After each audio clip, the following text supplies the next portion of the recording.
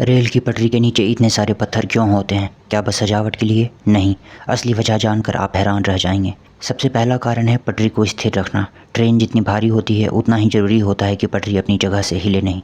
दूसरा कारण है कंपन को कम करना। जब ट्रेन चलती है, ज़मीन हिलती है। ये पत्थर उन झटकों को सोखते हैं ताकि पटरी टूटे नहीं।